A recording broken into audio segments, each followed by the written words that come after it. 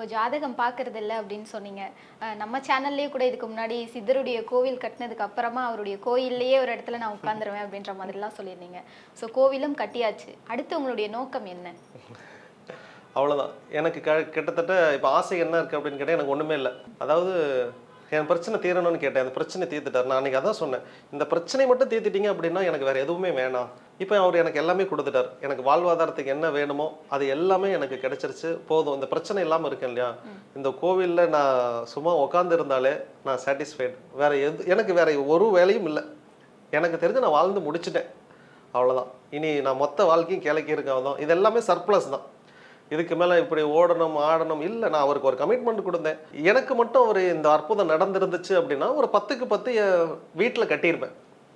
But unfortunately இதை நான் உலக மக்களுக்கு கொடுத்து அதில் லட்சக்கணக்கான பேர் பலன் அடைச்சதுக்கு பிறகு இப்போ 10க்கு 10 பத்தாது அப்படிங்கிறதுக்காக 1 ஏக்கரில் கட்டியிருக்கோம். இவ்வளோதான் இங்கே நடந்துச்சு. என் குடும்பம் இப்போ பெருசாகிருச்சு. அந்த குடும்பத்துக்கு தேவையானது பண்ணியிருக்கோம். இந்த விழாவுக்கு கார் பார்க்கிங்க்கு மட்டுமே 17 ஏக்கர் இருக்கும். அப்போ நினச்சி பாருங்கள் எங்களுடைய விஷன் எந்த அளவுக்கு இருக்கும் அப்படின்னு.